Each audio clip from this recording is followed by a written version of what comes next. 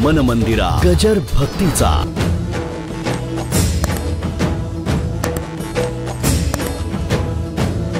Christian लोकांमध्ये जेव्हा ते मॉर्निंग असतं की नाही तेव्हा ते काळ्या फिती लावतात किंवा काळे डगले घालतात.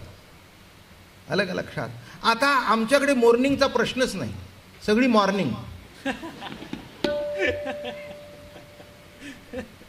मॉर्निंग नाही, मॉर्निंग. मी म्हटलं भानगड काय झाली? ते म्हणलं आमचा देवच काळा. अहो ठाईचाची काळा आणि ती बहु काळा म्हणून वेदा चाळा लावी लागे बाई. मला एकाने विचारलं हा तुमचा देव काळा का? म्हटलं साधा प्रश्न आहे, साधा प्रश्न आहे. कधी शाळेत गेला होता का तुम्ही? तर म्हणाले म्हणजे असे काय प्रश्न विचारता तुम्ही आम्हाला? एवढं काय अगदी तुम्ही कीर्तन करायला लागलं म्हणजे इतके काय शहाणे झाला काय? अरे मी म्हटलं बाबा एवढं तुला रागवायला काय झालं? मी तुला तू म्हणला, तू मला विचारलं हा काळा कसा? मी तुला विचारलं शाळेत गेला होतास का? होय, नाही तर नाही म्हणायचं. एवढं उचलून यायचं कारण काय? गेलो जरा म्हणला. काय रे म्हटलं तुझ्या शाळेमध्ये ब्लॅकबोर्ड होता का नाही? हो म्हटलं होता की. मग म्हटलं एक लक्षात घे, प्रत्येक 45 मिनिटांनी 1 तास बदलत होता भूगोल. बरं का? ते 45 म्हटलं की भूगोल संपला. इतिहास, मग इतिहास संपला, मग गणित, मग गणित संपलं, जॉमेट्री संपली, अल्जेब्रा संपला, हिंदी संपलं, मराठी संपलं. शेवटी 4 वाजेपर्यंत विषय संपले, पण बोर्ड काय? काय म्हटलं मी? तसं 45 मिनिटाचे विषय तुम्ही ना आम्ही. दृष्टांत कळला? 45 मिनिटाचे विषय तुम्ही आणि आम्ही. आमचा तास संपला की पुसलं. काय म्हटलं मी? आमचा तास संपला की ते इतिहासाचे गुरुजी आले की ते म्हणतात का रे भूगोल पुसला नाही का?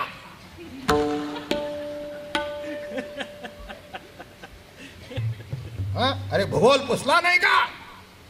मग तो पुसतो रागाने. त्या तुमच्या त्या भूगोलांच्या सराला शेवाचं आधान करून ठेवायची अशी. लक्षात ठेवा, सगळे विषय पुसले गेले पण बोर्ड कायम राहिला. काळा बोर्ड कायम राहिला. तसं मी पुसून जाणार, तुम्ही पुसून जाणार, पण जो कायम राहणार आहे त्याचा रंग काळा आहे आणि तो काळा कृष्ण आहे. काळा विठ्ठल.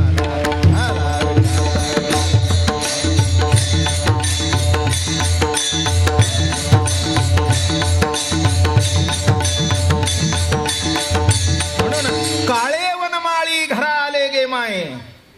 कोण घरा आलं? ठाईचाची काळा अनादी बहु काळा. म्हणून काळा वाईट नाहीये. म्हणून आमच्या कपाळाला बुक्का सुद्धा काळा आहे. मला टीव्हीला पहिली जी मुलाखत झाली बरं का, त्या पहिले प्रतिभामध्ये त्यात अनेक माणसं माझ्या जवळ आली आणि ती कायम टिकून आहेत. मग त्याच्यात मला प्रश्न विचारला की बुक्का काळा का? म्हटलं नवऱ्याच्या रंगाचा.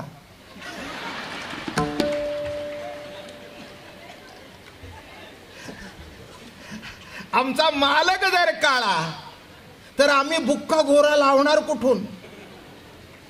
आणि गोरा लावला तर दिसेल का? काळा असा उठून दिसतो.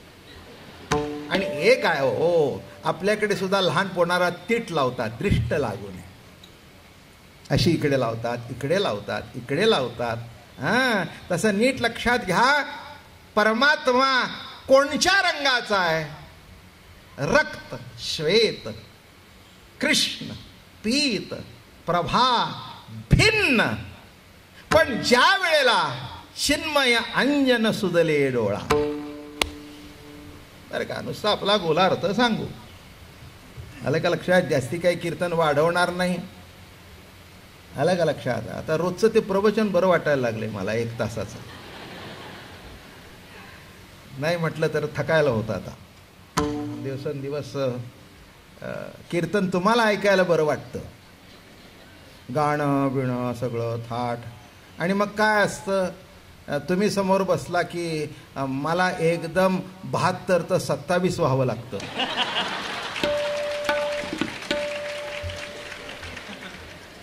कळलं का तुम्हाला? 72 तर 27 व्हावं लागतं. पण ते 27 घरी गेल्यानंतर 72 वेळा भोगावं लागतं. रास म्हणजे तरी काय? एका शब्दात आपल्याला सांगितलं होतं, अनेक रसांचं अविभंजन नामे रास. बरं का? रास आहे सर्व एकत्रित होणं, भिन्न असून एकरूप होणं, प्रकृती पुरुष असून एकरूप होणं, किंबहुना एकरूप होण्याकरता दोन पाहिजेतच ना. आणि दोन झाल्याशिवाय एक नाही आणि एकाशिवाय दोन नाही. अशी ही एकातून दोन आणि दोनातून एक अशी ही जी क्रीडा चालू आहे तिचंच नाव रास क्रीडा. काय म्हटलं मी? रास क्रीडे करता भगवंताला अभेदातून भेदात यावं लागलं. द्वैत दसेचे अंगण अद्वैत ओळगे आपण भेदू तव तव दोन भेदास. बरं का? जगद्गुरु तुका अवतार नामयाचा संप्रदाय सकळांचा येथोनिया. आनंद लुटतोय आपण. 20-21 दिवस झाले भगवंताची रासच आहे. आणि जेव्हा तुकाराम महाराज म्हणतात तत्वमसी विद्या ब्रह्मानंदी सांग तोची झाला अंगे स्वय तुका, ही रासेची परिसीमा नाही का? सत्ता मात्र ज्ञान हा जो परमात्मा होता तो एक होता, पण प्रत्येक गोपीच्या मध्ये एक एक कृष्ण होता. भेदू तव तव दुणा भेदासी. जितके रूप कृष्ण घेईल आणि जितक्या गोपी जास्ती येतील तितका रास क्रीडेचा रंग अलौकिक होऊन जाईल. म्हणून भेदू तव तव दुणा भेदासी. माणसांना वाटतं भेद आहे. अरे भेद भेदा करता नसून भेदामधून अभेद प्रतिती प्रकट व्हावी याच्याकरता भेद आहे. म्हणून अमृतानुभवातली श्रेष्ठतम ओवी आहे, द्वैत दसेचे अंगण अद्वैत ओळगे आपण. नाही का? एखाद्या जे आपण घरी गेलो, घरी गेल्यानंतर फार दिवसांनी आमंत्रण चालू होतं. हो घरी आओ घरी आओ घरी आओ घरी आओ घरी आओ. जुना मित्र 15 वर्ष बोलवतोय. योगायोगाने घरी गेलो. गेल्यानंतर बायको काही इतकी समरस नव्हती. त्याला वाटत होतं मित्रांनी यावं, पण हिला वाटत होतं कुठली व्याधी आली कोणाला माहिती. मग झालं बाबा. जेवायला आल्यानंतर त्याने आपली चपाती, भेंडीची भाजी, आमटी आणि काहीतरी गोड करावं म्हणून केळाचं शिकरण. श्रीखंड नाही, कुठेतरी शिंकायचं म्हणून शिंकरण.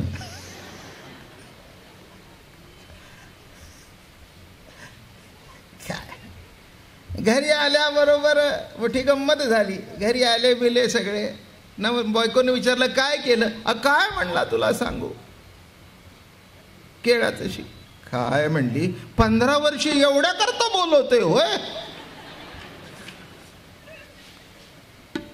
काय मी तर शिकरण करताना त्याच्यात केशर घालते, आमकं घालते, बदाम घालते. आपलं शिकरण कसं? ते म्हणले जाऊ दे, लक्षात ठेवा. आणि दुसऱ्या एका मित्राने बोलवलं. काय कसं का? अगं काय तुला सांगू, कैरीचं लोणचं काय, मिरचीचं लोणचं काय, पंचामृत काय, कोबीची भाजी काय, फ्लावर काय, अळूची वडी काय, आहा खीर काय, श्रीखंड काय, काय जेवण. माझं बोलणं कळलं का? जितका भेद जास्ती तितकी जेवणाची रुची अलौकिक. प्रकार भिन्न पण ताट एक. काय भिन्न? माझं बोलणं कळलं का? म्हणजे एवढ्या रूपाने ते जेवण थोडं केलं काय, त्याच्यात काय केलं, आणि जेवढा भेद जास्ती तेवढी अभेदाची प्रतीती. अगं तुला काय सांगू, काय नाही म्हणून केलं, काय नाही म्हणून केलं. पुढे सांगू का? अगं काय नाही म्हणून काय नाही नाही ते केलं. आहे ना? गमतीची भाषा आहे ना. काय जेव्हा एखाद्या मनुष्य आवासावा बोलतो आणि ते सांगणं काय बोलला एवढा तेवढा डोळ्याला, काय बोलू म्हणून सांगू, एक बोलला नाही नाही ते बोलला. काय तसं काय केलं म्हणून विचारू नका. नाही नाही ते जे मी आयुष्यात कधी खाल्लं नाही ते. तसं भेद तव तव दूण अभेदासी. जितका भेद जास्ती तेवढी अभेदाची प्रतीती जास्ती. तेव्हा असा हा जो परमात्मा आहे त्याला भिन्न तऱ्हेने माणसं उपासना करायला जातात. लक्षणीया योगी पाहत्या भास. तर का माणसं डोळे झाकून बघतात. कृष्णाला डोळे झाकून बघायचं नसतो बर का. झाकिलियाही डोळा पुढे दिसे. कृष्ण कसा आहे, डोळे झाकून बघायचा नाही पण झाकिलियाही डोळा पुढे दिसे. डोळे झाकल्यानंतर ज्याच्या सत्तेने दिसतंय, दिसत नाही पण दिसतंय, दिसत नाही पण जे दिसणं आहे असं जे दिसणं ज्याच्या सत्तेने घडतं तो कृष्ण. काय म्हटलं मी. म्हणून जगद्गुरु तुकाराम महाराज फार सुंदर अभंग लिहितात. रक्त श्वेत कृष्ण पीत प्रभा भिन्न. ही काय आहे, योगी जपी तपी अशी डोळ्यात बोट घालतात मग ते रंग बघतात. रेनबो कलर्स असे भिन्न भिन्न रंग दिसतात.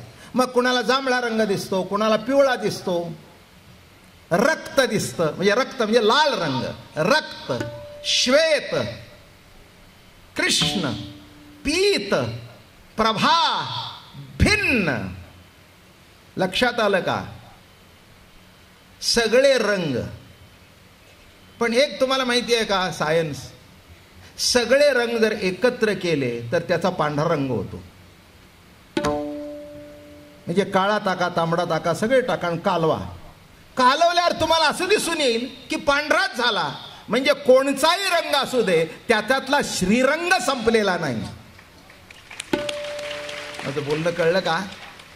कोणी काळा म्हणून बघतायत, कोणी पिवळा म्हणून बघतायत, कोणी जांभळा म्हणून बघतायत.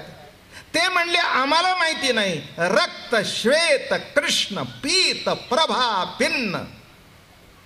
हे सगळे पीत प्रभा भिन्न आहे. आता बघा इथे किती रूपाची आणि किती रंगाची माणसं आहेत. भिन्न खाणी भिन्न आकार, भिन्न नावे भिन्न व्यापार, पण तेथ देखे जो अभिन्न आकार ते ज्ञान साचार सात्विक. रक्त श्वेत कृष्ण. नाही का. किती किती रंगाची माणसं आहेत. कोणी एकदम काळी आहेत, कोणी जरा जरा त्याच्यापेक्षा फरक, जरा त्याच्यापेक्षा फरक, एकदम लाल आहे, एकदम पांढरा आहे, असं काहीतरी आहे बरं का. इतक्या रंगाची, इतक्या रूपाची, सर्वांना इंद्रिय तीच, डोळे तेच, नाक तेच, गाल तेच, ओठ तेच, पण थोडा जो काही परमात्म्याने विलास केलेला आहे त्याच्यातूनच दिसतं भिन्न खाणी भिन्न आकार, भिन्न नावे भिन्न व्यापार. पण त्याच्यातलं अभिन्न तत्व जाणणं, निरनिराळ्या रंगातून एक श्रीरंग बघणं, हाच रासेची परिसीमा आहे. रक्त श्वेत कृष्ण पीत प्रभा भिन्न. म्हणून लक्षात ठेवा, डोळे झाकून देव बघायला जाऊ नका. काय पुष्कळ विषय तुम्ही ऐकलाय रोज, नाही का. वेदांत शास्त्र म्हणतं मी द्रष्टा आहे. जीव आणि ईश्वर हे दृश्य आहेत. प्रेमी म्हणतो मी दृश्यही आहे आणि मी द्रष्टाही आहे. काय म्हटलं. प्रेमी काय म्हणतो, मी दृश्यही आहे आणि मी द्रष्टाही आहे. विश्वाच्या रूपाने तोच प्रभू नटलेला आहे. इथे बाद काही करायचं नाही.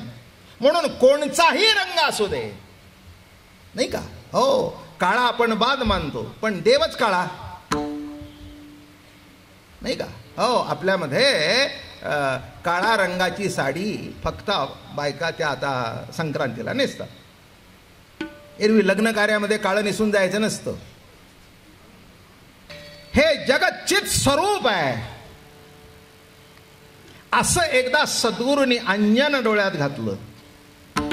कृष्णांजन एक वेळा डोळा घाली ताढळ, तिमीर दुःख केले